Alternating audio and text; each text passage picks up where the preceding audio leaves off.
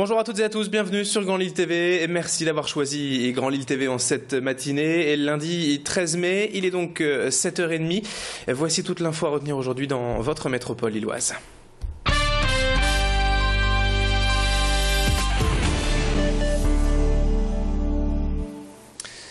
Et tout d'abord dans ce journal, à la une de l'actualité régionale et même nationale en ce lundi matin, cette contamination avérée au coronavirus dans la région et la visite donc à Lille samedi de la ministre de la Santé Marisol Touraine. 2 cas positifs ont donc été enregistrés dans le Nord. Le premier, un homme de 65 ans, tout juste rentré fin avril d'un voyage à Dubaï. Le second, un patient de l'hôpital de Valenciennes ayant côtoyé le premier malade durant 2 jours dans la même chambre. Mais si le premier contaminé est depuis 2 semaines gardé en observation et à l'isolement à Lille, ce deuxième cas positif est pour sa part rentré chez lui durant 9 jours après avoir quitté l'hôpital de Valenciennes le 30 avril. Et tous ceux ayant été donc en contact avec ces 2 patients vont maintenant être surveillés par les services de santé, soit quand même près de 160 personnes au total, ce afin de minimiser les risques de nouvelles contaminations. Les 2 cas sont donc aujourd'hui hospitalisés et isolés au service d'infectiologie au CHRU de Lille. Les médecins ont quant à eux établi que le virus se transmettait dans l'air de proche en proche et appellent donc les voyageurs à destination de la péninsule arabique à la plus grande prudence. La ministre de la Santé Marisol Touraine était donc samedi à Lille pour évoquer la situation. On l'écoute au micro de Jimmy Hutton. Avec le ministère des Affaires étrangères, nous avons donné des consignes, élaboré des consignes pour les voyageurs qui souhaitent se rendre au Moyen-Orient. À partir d'aujourd'hui, des recommandations vont être remises à l'ensemble de ces voyageurs par les compagnies aériennes qu'ils utilisent et des messages d'information seront apposés dans les aéroports français. Ces consignes sont évidemment des consignes d'hygiène, mais aussi des recommandations de ne pas être en contact avec des animaux.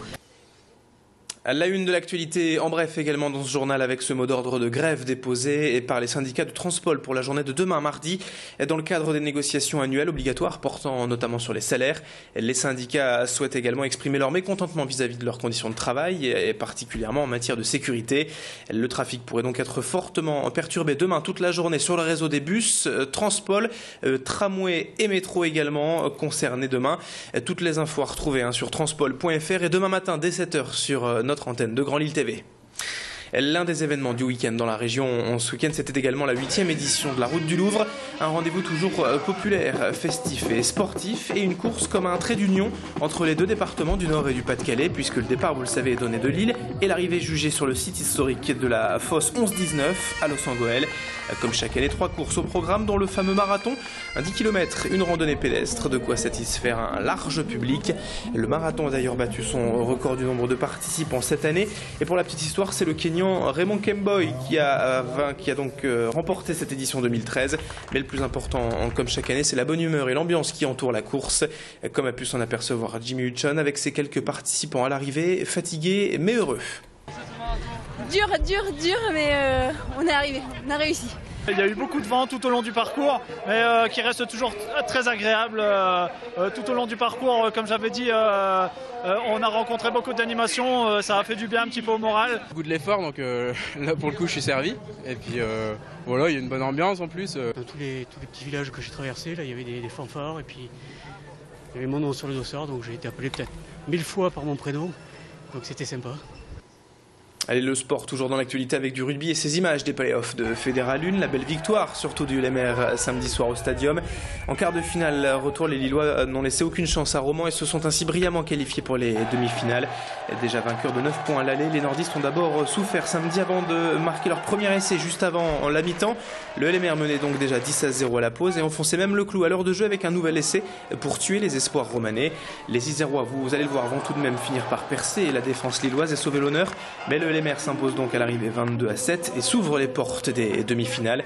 Les rugbymen nordistes ne sont donc plus qu'à 2 matchs d'une montée historique en Pro D2, la 2e division nationale. Mais pour cela, un double affrontement face à Bourg-en-Bresse les attend avec le match aller ce week-end dans l'Ain et on en reparlera bien sûr d'ici là. Avant ce match, donc ce week-end. En football, notez rapidement la belle victoire également du LOSC vendredi à domicile face à Reims, 3-0 et Lille qui profite surtout des contre-performances de ses adversaires directs. Ce week-end, Lyon, Nice et Saint-Etienne qui ont tous perdu. À 2 journées de la fin, le LOSC est donc 4e en bonne place pour la Ligue Europa et toujours à 3 points du podium et donc de la Ligue des Champions. Prochain match pour les Dogs samedi et un déplacement à Montpellier. Enfin, à 7h35 ce matin, on termine ce journal avec des sensations fortes et ces images incroyables de parachute. Car l'événement Mission Impossible 2013 était organisé ce week-end à l'aérodrome de Bondu.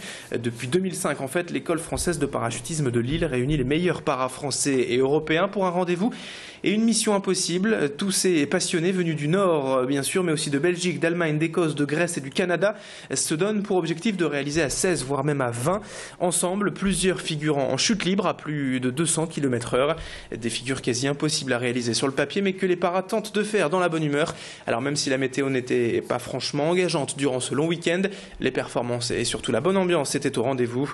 Explication avec Johan Van Écoute, co-organisateur de Mission Impossible 2013 à Bondu ce week-end au micro de Tanguy Lécluse. Le but, c'est de faire des vols très techniques, c'est-à-dire ça demande énormément de discipline des gens, de visuel, de travail en équipe. C'est vraiment le but de travailler ensemble.